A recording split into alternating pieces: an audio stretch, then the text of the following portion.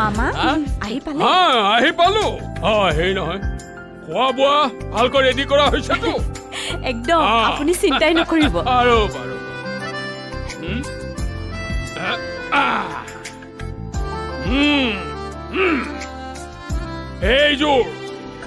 এইযোৰ মেখেলা চাদৰ ডাঙৰ বোৱাৰী।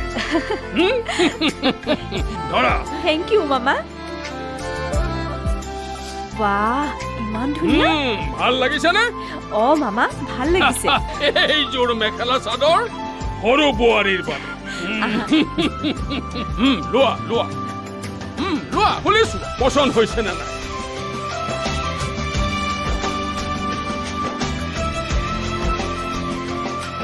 বৰ ভাল লাগিছে মামা। চায়েস্তা ভাইজনীও, হা মামা। তই আগতে আহোঁতে কৈছিলি নহয় পাৰফিউম আনিবলৈ। এই আছা তোৰ কাৰণে ইম্পৰ্টেড পাৰফিউম লৈ আহিছো। মোৰ এটা কিনিবলগীয়া হৈ আছিলে। আৰু হেমু, মোৰ হেমু ক'ত গ'ল? তেওঁ অফিচলৈ গৈছে মামা, এইকেইদিন ৰাতিপুৱাই যাব লগা হৈছে। জয়ন্ত ক'ত? জয়ন্ত সিও অফিচলৈ গৈছে। ঠিক আছে কমল, এই দুটা তোৰ হাতত দিলো। এটা ৰক্তিমৰ আৰু এটা মোৰ। আগৰবাৰ আহোঁতে দেখিছিলো আপোনাৰ ডবাৰ বৰ্ডখন অলপমান নষ্ট হৈছে, সেইবাবেই এইটো নতুন পাঞ্জাবীৰ লগতে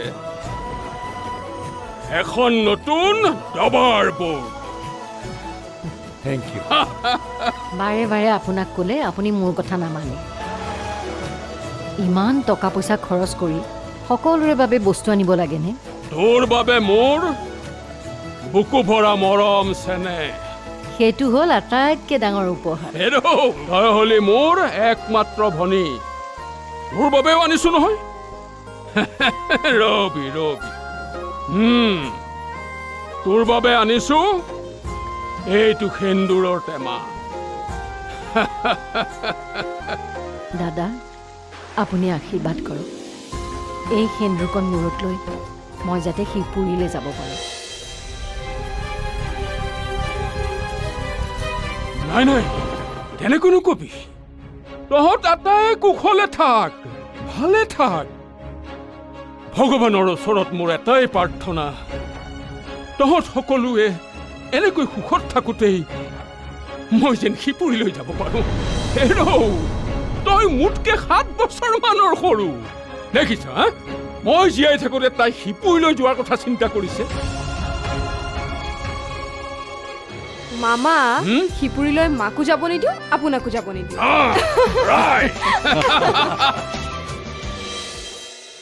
মোৰ মনত এটা চিন্তা আহি আছে। আকৌ ৰহস্যৰ গোন্ধ নহয়তো? নহয় নৰ্মেল গোন্ধ, মানে সৰুদাৰ কথা। সৰুদাৰ কথা? কি বাৰু, কি কথা? এই ছোৱালীজনীৰ ঘৰৰ মানুহ কেনেকুৱা হ'ব পাৰে ভাবিছাচোন তই। মানে সৰুদাৰ এগৰাকী পত্নী থকাৰ পিছতো তেওঁক এইকেইদিন ঘৰত ঘৰ জোৱাই কৰি বন্দী কৰি ৰাখিছে। আৰু সেই ছোৱালীজনীকে বিয়া পতাহেঁতেন তেতিয়া গোটেই জীৱন ঘৰ জোৱাই হৈ বন্দী হৈ থাকিব লাগিলেহেঁতেন। মানুহৰ মেণ্টেলিটি সহজে সলনি নহয়, আৰু সিহঁতৰ কাৰণে সৰুদাৰ বিয়া হোৱাটো কোনো ডাঙৰ কথা নহয়। সি আগতে যেনেকুৱা আছিল এতিয়া সিহঁতৰ বাবে একেই আছে। এই ৰচন্দ্ৰ, এই বাপেকজনকে শিক্ষা এটা দিওঁ নেকি? কাৰ বাপেকক? ছোৱালীজনীৰ। সিয়েতো জীয়েকক চান্স দি উঠাই দি আছে। সেইবোৰ চিন্তা ভুলতো মূৰত নানিবি। কিয়? বৰ্তমান কলডিলৰ কথা চিন্তা কৰ। মামা কিন্তু ঘৰত ৰৈ আছে, কলডিল নাপালে দুইটাকে বজাব। সেয়া কলডিল, আহ।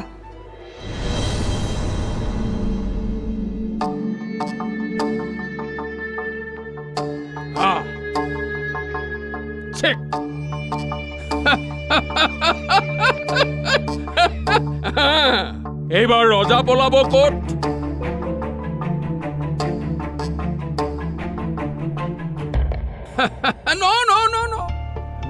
সেইটো ভুল কেতিয়াও নকৰিবা জোঁৱাই। সেইটো মোৰ ঘোঁৰা বহি আছে, আৰু সেইটো নি যদি পলাব বিচৰা, এয়া মোৰ হাতী বহি আছে। তাৰমানে চেকমেট। হা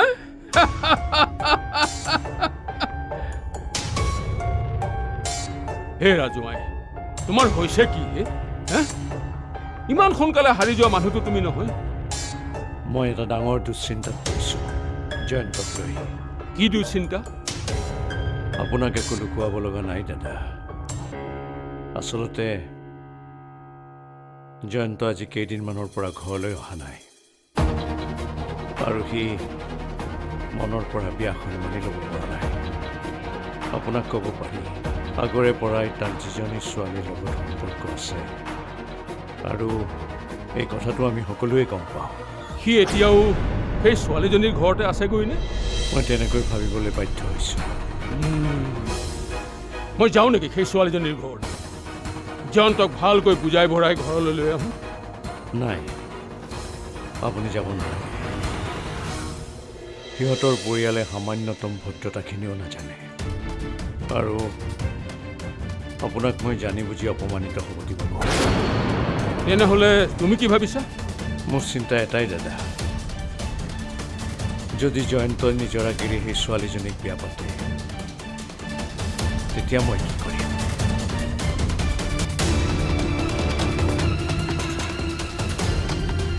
তুমি মোক বৰ ডাঙৰ চিন্তাত পেলাই দিলা জিতেন্দ্ৰ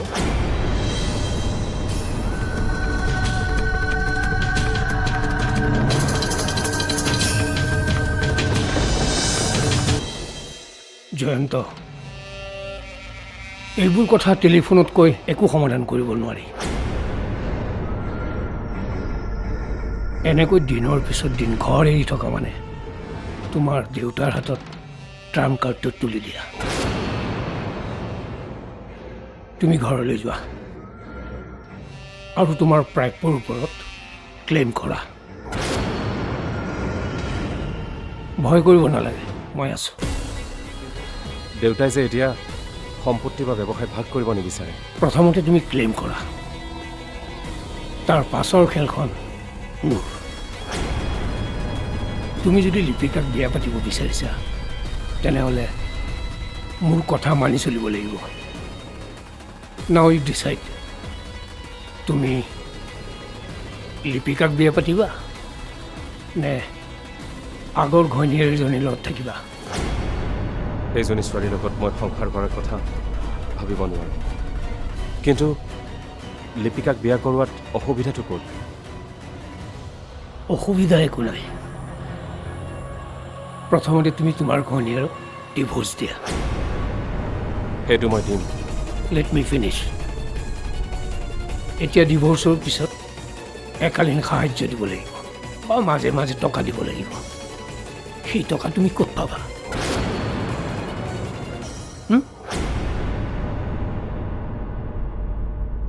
তোমাৰ আৰু লিপিকাৰ থকা খোৱাৰ ভৰণ পোষণৰ দায়িত্ব মই ল'লোঁ কিন্তু সেই এলুমনি টকা তোমাৰ দেউতাৰ পৰা ঘৰৰ এটা অংশ ব্যৱসায়ৰ এটা অংশ এটা বৃহৎ অংকৰ টকা ল'ব লাগিব তেতিয়াহ'লে তোমাৰ সকলো সমস্যা সমাধান হৈ যাব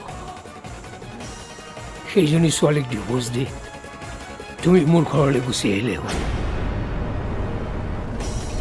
মই নিজেই দায়িত্ব লৈ তোমাৰ আৰু লিপিকাৰ বিয়া পাতি দিম বাট 1% পচিবিলিটি ৰৈ যায় যদি মোক দেউতাই টকা নিদিয়ে আপুনি মোক এলুমিনি টকাটো লোন হিচাপে দি দিব মই মাহে মাহে পৰিশোধ কৰিম কেঁচুৱাৰ নিচিনা কথা কৈছাহে জয়ন্ত তুমি মোৰেই টকা খাই আৰু মোৰেই লোন পৰিশোধ কৰিবা কেনেকৈ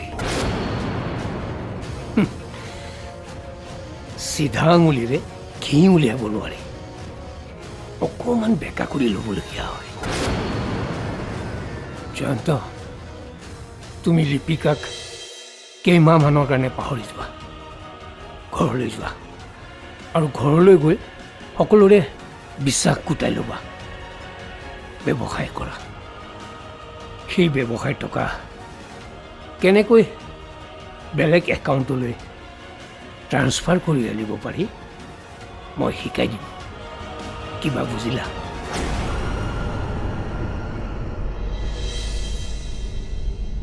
ইমান বুজোৱাৰ দৰকাৰ নাই মোৰ কথা কোনো কাগজত চহী নকৰিবি বুজিছানে জয়ন্তই যদি খং কৰি বা মিঠা মাত মাতিও তোমাক কিবা কাগজত চহী কৰিবলৈ কয় তেতিয়া তুমি ক'বা যে দেউতাক দেখুৱাইহে চহী কৰিম হ'ব ঘৰৰ ল'ৰা ঘৰলৈ ঘূৰি আহিবলৈ দিয়া তাৰ পিছত চাবা মোৰ খেল এনেকুৱা এটা চাল দিম নহয় কি নাম আছিল ছোৱালীজনীৰ লিপিকা হা লিপিকা লিপিকা লিপিকাৰ মুখা খুলি দিম জয়ন্তৰ আগত কি কৰিবা কোৱাচোন আমাক সময়ত কম 2 দিন বাদ চা সৰুদা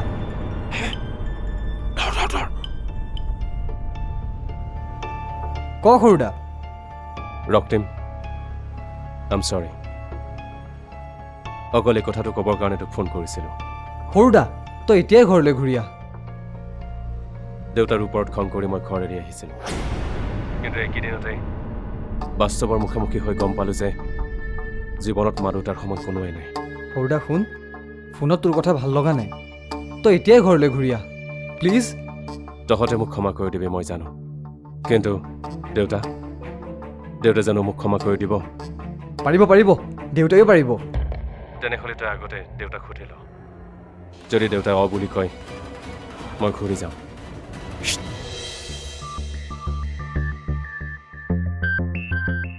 জয়ন্ত এইখন ঘৰত তোমাৰ দেউতাৰ ওপৰতো এজন গাৰ্জেন আছে আৰু সেইজন হ'ল তোমাৰ ডাঙৰ মামা মই কৈছো এতিয়াই ঘৰলৈ আহা আৰে মামা আপুনি কেতিয়া আহিলে আজি ৰাতিপুৱা কিন্তু মোৰ জয়ন্ত ঘৰত নাথাকিলে মোৰ ভাল লাগিব জানো আহা আহা ঘৰলৈ আহা মামা আপুনি প্ৰাৰ্থনা কৰিব মোৰ দিনবিলাক যাতে ভাললৈ আহে হ'ব সেইবোৰ হৈ থাকিব তুমি সোনকালে ঘৰলৈ আহা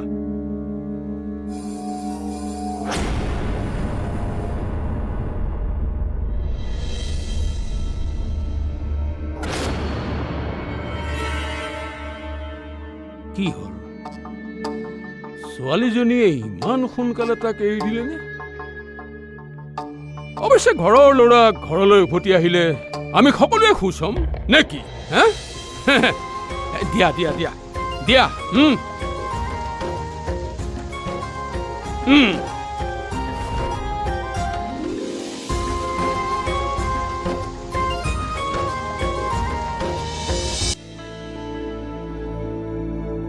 আৰু কিবা মোৰ একো ক'বলগীয়া নাই দেউতা মোৰ এটাই অনুৰোধ মোক ক্ষমা কৰি দিব তই অন্যায় মোৰ লগত কৰা নাই যিগৰাকীৰ লগত কৰিছ তেওঁৰ ওচৰত ক্ষমা বিচাৰ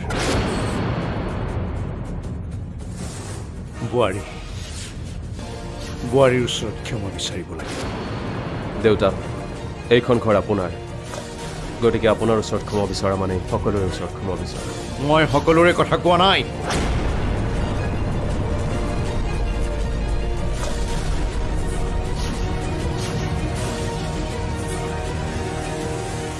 মই কেৱল বোৱাৰীৰ কথা কৈছোঁ অগ্নিক সাক্ষী কৰি বিয়া কৰোৱাৰ পিছত আন এগৰাকী ছোৱালীৰ লগত অবৈধ প্ৰেমৰ সম্পৰ্ক ৰক্ষা কৰাটোৱে হৈছে বোৱাৰীৰ প্ৰতি অন্যায়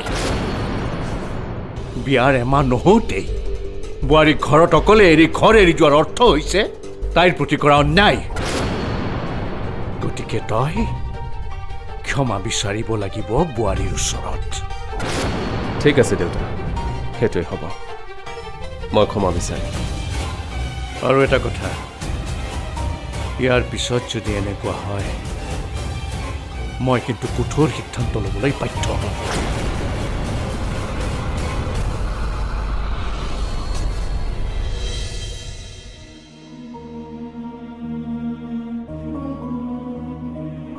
জয়ন্ত তই কিয় এনেকুৱা কৰিছিলি কচোন ভুল মানুহে কৰে মা যিহেতু মই ক্ষমা খুজিম বুলি কৈছোৱে তাৰপিছতো একেটা কথাকে কৈ মোক কিয় দুখ দি আছা এতিয়া মোৰ এটাই ইচ্ছা দেউতাৰ লগতে তোমাকো সুখী কৰি ৰখা আৰু নিজৰ আকৌ আৰু মন দি ব্যৱসায় কৰা দেউতাক ক'বা কাইলৈৰ পৰা মই নিয়মীয়াকৈ ৰাতিপুৱাই অফিচলৈ যাম দেউতাই ইমান কষ্ট কৰি অফিচলৈ যাব নালাগে মামা আহিছে মামাৰ লগত সময় কটাওক সেইটো